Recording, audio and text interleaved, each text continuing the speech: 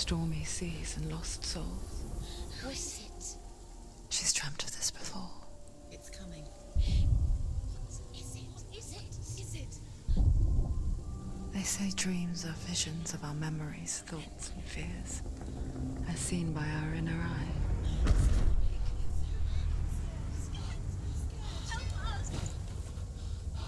But what if each one of us is always dreaming, even when awake? And we only see what our inner eye creates for us. Is this what hell is?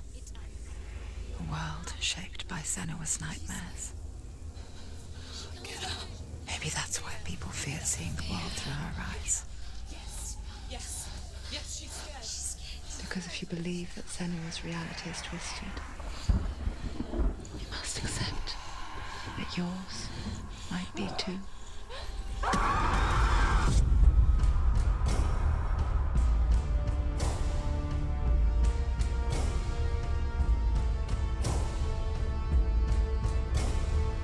Hellblade: Senuas Sacrifice is a video game about Senua, a Celtic warrior on a vision quest into Viking territory. But what sets our hero Senua apart is that she suffers from severe psychotic mental illness. He knows she's getting closer. He can feel her coming closer. She's getting closer. They're watching. The original idea for Hellblade was to create a classic hero's journey, a journey of suffering, but one where the fantasy world is not another planet or alternate universe, but a world that is constructed in Senua's mind. But to do so would mean putting psychotic mental illness at the center of the experience, a subject that is still considered taboo, and a challenge that was both terrifying and exciting in equal measure. In Hellblade, the starting point was a newly discovered Celtic goddess called Senuna in Ashwell, Hertfordshire. When first discovered, her name was thought to be Senua, a name which I liked and kept. I wondered if Senua might have been a Celtic warrior like Boudica who stood up to the Romans.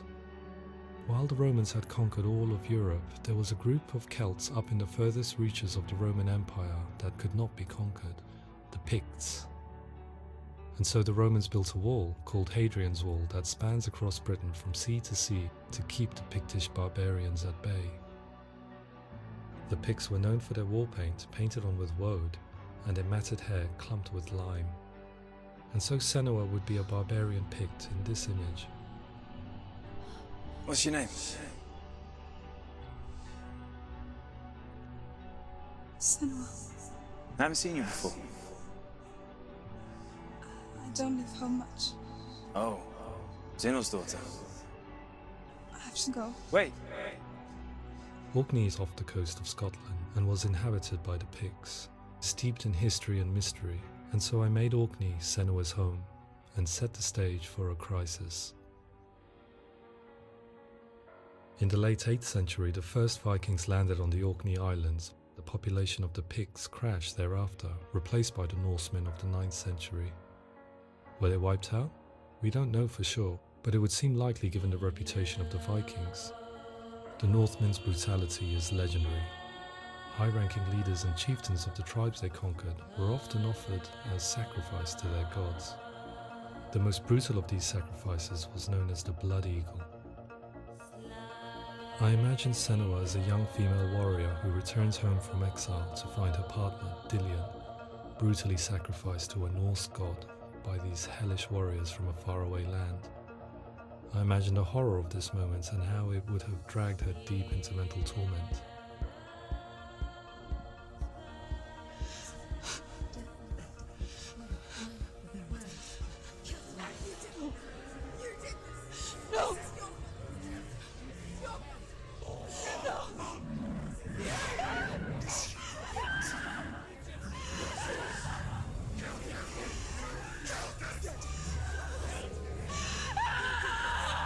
I came to learn that the Celts had a sophisticated and nuanced perspective on the nature of mental disorder.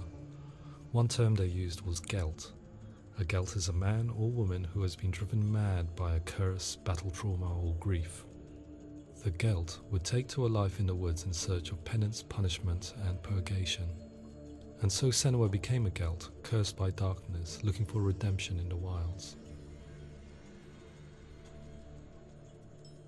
Another word the Celts used in reference to mental disorders was druth, meaning fool, or Liar. one who utters the words of God. They tell of the mad sinner who flees battle into exile and takes on a beastly nature, growing feathers on his body. The character called Druth in Hellblade is based on a little-known person called Findan, an 8th century Irish Celt who was captured and enslaved by the Vikings, but eventually escaped to Orkney where he became a monk.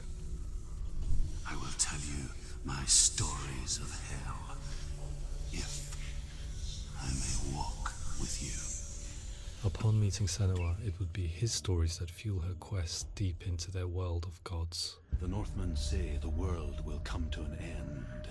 The sun will grow black, the earth will sink into the sea, the stars will disappear, fire and water will meet, flames will play against the sky, the heavens and earth and all the world will be burned, all the gods will be dead, and the warriors of Valhalla and people everywhere. Senua, prepare yourself for Ragnarok, for it is nigh. So the stage was set for a new adventure, a journey into the Norse underworld called Hell, a vision quest fueled by madness and myth, a fantasy that was created by Senua's own mind, and one that we would experience through her eyes. This is your mission. This is your quest. There is nothing else left. To make a game about a warrior with psychotic mental illness as its central theme was fraught with danger. Mental illness such as psychosis is still taboo and rarely acknowledged in a century of cinema, never mind the new medium of games. Where it does feature, it often conflates psychosis and psychopathy associated with a lack of empathy. It is unfortunate that these two words sound so similar that they are used interchangeably in media. I must admit that I didn't have to look very far to discover my own ignorance of the subject. So we reached out to Paul Fletcher, psychiatrist and professor of health neuroscience at University of Cambridge. Psychosis is a descriptive term, and it refers to having a loss of contact with objective reality. So it's characterized by two main sets of symptoms. One of them is hallucinations, where somebody experiences perceptions when there is no actual objective thing out there to perceive. You're already dead. Who are you? And the other is delusions, where somebody comes to very often bizarre, unpleasant, frightening beliefs when there's no good evidence in favor of them. There's no doubt about it. The source of the darkness is in Helheim, and the goddess Hela holds his soul there. We reached out to Welcome, a biomedical research charity that spends billions on research and awareness programs aimed at improving health. Mental health hasn't always been presented in the media in a way that is particularly helpful. It can be challenging to engage people with the subject matter, and there are a lot of preconceived ideas about mental health, and particularly schizophrenia and psychosis. So we hope our support allows the team to continue to collaborate with Paul Fletcher and with those who have experience of psychosis to create a game that provides a fresh perspective on the condition and allows audiences to engage with it in a way that just wouldn't be possible in any other medium. What started out as a brief consultation convinced me that we were only scratching the surface of an immensely deep and interesting subject that could enrich and change the very nature of the game. That's cool. Thanks so much for coming here. Pleasure. Thanks. It's really interesting for me. I'd love to be involved. I think it's fascinating. Absolutely. Our understanding of psychosis is still very much a mystery, and ways of treating it are still primitive compared to physical illness. After all, it is easy to see the pain and suffering caused by physical diseases or physical trauma. It is not so easy to see the mental suffering and trauma of severe mental illness. But what if we could find a way to see it? Games are capable of drawing you in for hours on end, playing the role of a character who is different from you, experiencing their perspective, and actively involving you in a world that functions with a different set of rules.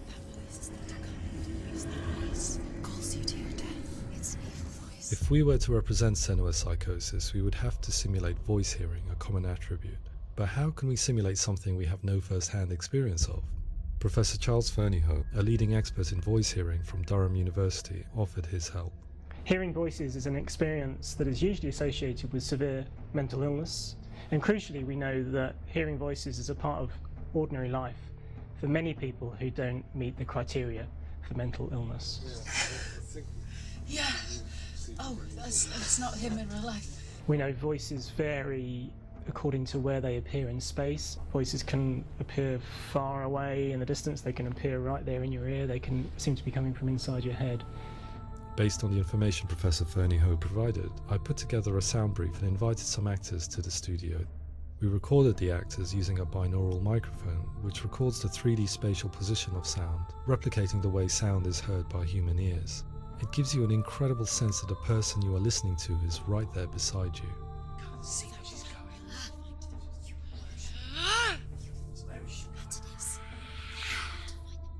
Rachel Waddingham from the Voice Collective came to our studio with 2 young voice hearers to speak to our team. We talked at length about their experiences and they listened to our tests, giving us feedback on how we could improve on it. Everyone hates her. She's cursed. It's very hard to represent what this experience is like, partly because it's such a personal, intense, emotional experience. It's testament to how Ninja Theory have been listening to what the researchers are saying, but also, crucially, listening to the experts by experience. What they've come up with is so compelling. It's by far the best representation I've heard of what these experiences are like.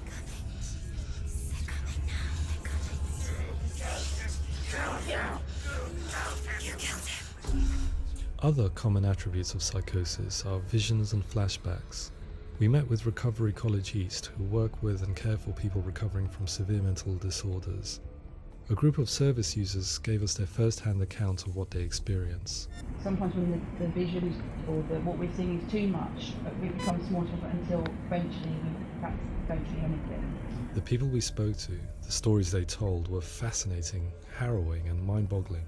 The reality of what people experienced was vivid, far exceeding what I could possibly have imagined. We went away itching to represent some of these visions and flashbacks in the game. As we all know, my heart is so, love is so far away. Don't you know how I wanna feel deeper? I could never know how you grow, all these days are killing me. Now I see deep in me insanity does unfold. I just wanna feel deeper, deeper. I just wanna feel deeper, deeper.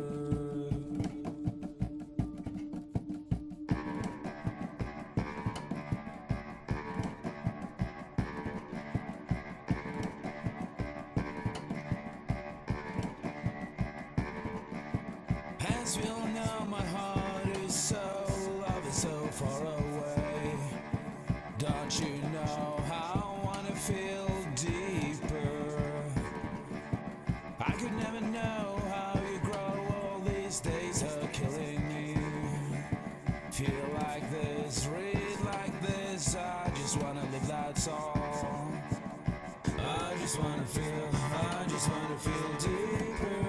deeper. I just wanna feel deeper, deeper.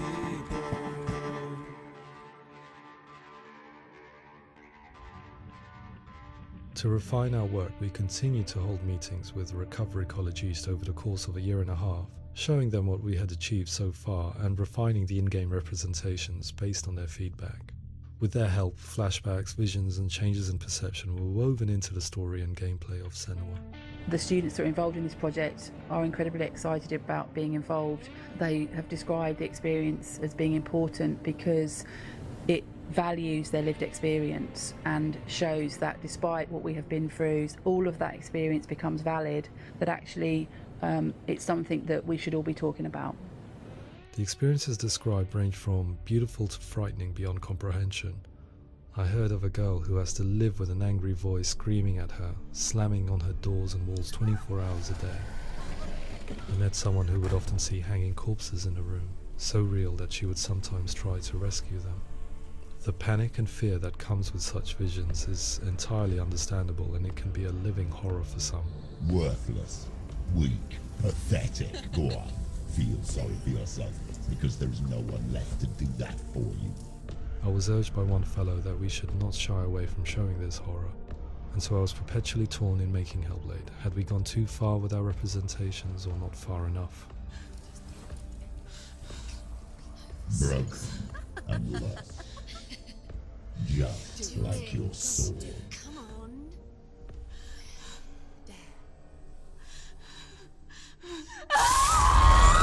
In some ways, voice hearing and visions were the low-hanging fruit, so to speak.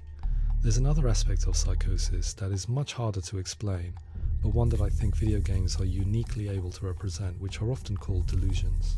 People begin to see patterns in the world. They begin to link things that most people wouldn't link. Most of the things that we might think would be coincidence or, not worth commenting on. Nevertheless, that might have a particular salience or importance for them. One individual described how everyday words, sounds, colours and objects were steeped in meaning to him, forming a strange and sinister puzzle that he was determined to solve but could not quite get to the bottom of. It's not just brain dysfunction. It's not like the system shut down. It's actually an incredibly creative process. The person creates a world populated with voices and phantasms and terrors, and they're completely immersed in it. They believe in it. We often invite people into the studio to play the game. In one of our playtests, they played through much of the game, making associations between runes, secret messages, and the threat of darkness that stalked them. There are many things that happen in the world of Hellblade that make perfect sense within the context of Senua's mind. The dark rot that's killing her slowly from within, the secret runes of the gods that block her path to Helheim, and strange associations that exist in the game to confuse you. To complete Senua's quest, you have to internalize and accept the logic and meaning behind these things to progress. Afterwards, they said that they didn't see much evidence of mental illness in the game. People with delusions of all sorts would argue the same thing, that they are not aware of their experience being abnormal in any way. I need this sword. It's important. Representing perception changes and thinking patterns within Hellblade gives us a set of symptoms common in psychosis. But people with lived experience were keen to emphasize another point, that it is wrong to define a person by their symptoms. Quite often, the illness comes not from the symptoms, but from the stigma, isolation and mistreatment that comes about from the rest of society. They say that I'm cursed. What if they're right? I needed someone to portray Senua, someone who could believably internalize her suffering.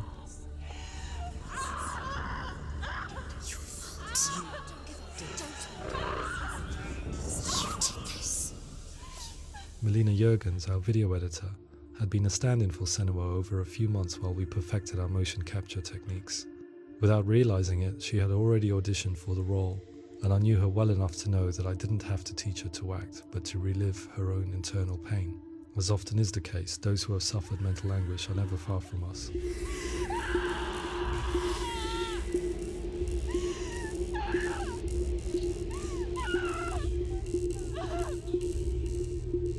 My hope is that by creating a compelling and aspirational character in Senua who feels very much real, albeit in a fantasy setting, we can provide a lens into her reality, a different one to yours, and this is where storytelling comes into play.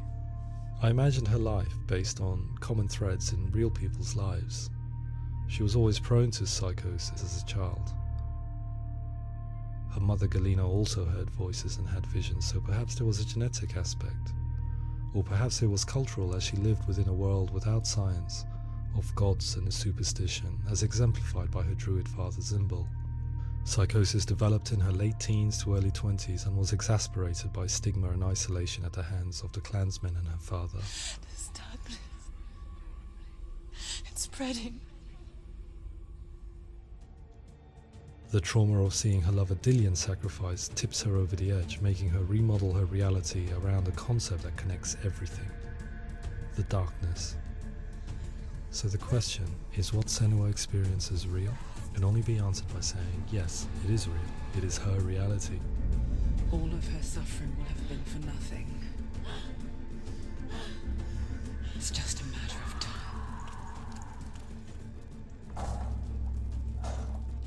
Towards the end of the project, service users and professionals that had collaborated with us were invited to see the near-final game. It was a chance to see if the game had reflected their views or if it had misrepresented them.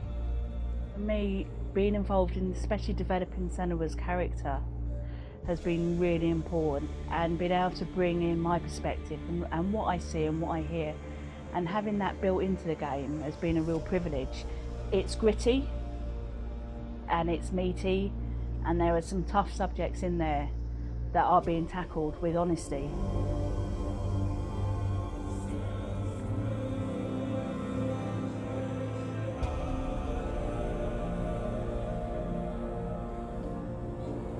I was blown away by it today, absolutely blown away.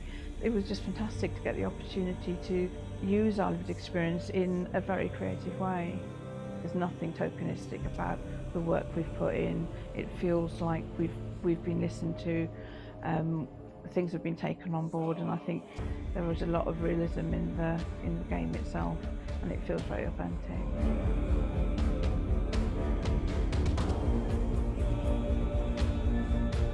Hellblade will give people a good experience of what it's like to hear voices and have those experiences. I'm glad that the guys at Ninja Theory kind of asked us to come along and help them build an experience that's positive when it comes out, and get myself a copy and have a go.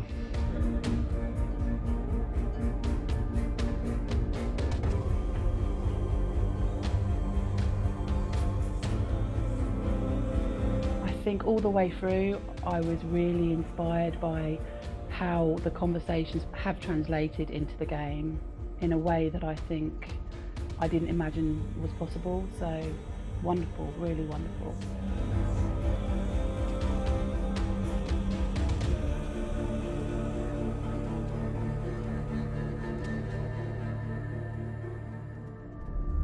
I really hope that others will follow the lead they've set and use the power of something like a video game to change people's perceptions, to increase understanding, and ultimately to make some of the stigma around voice hearing and other experiences go away.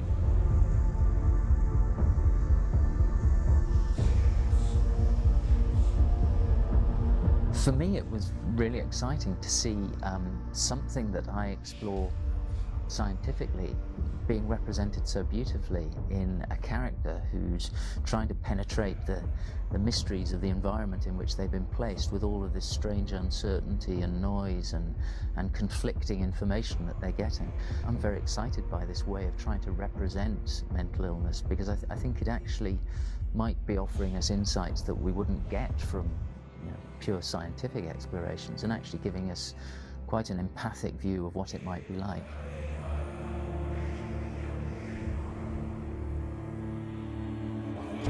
Mental illness has been with us for as long as we have been on this planet, but why? Why hasn't evolution stamped out this weakness from within our gene pool? I often pondered this question until I realized that the question had an inbuilt flaw. It assumes that being and thinking differently is a weakness. The only reason we have computers, spacecraft, medicine, poetry, art, and yes, even video games is because individuals were able to simulate new abstract realities in their minds and share them with the rest of us. We need people to be willing to see differently in order for us to progress and survive as society. And we need to be open to these new ways of seeing. And it is this spirit that motivated me to create Senua's story and share it with you.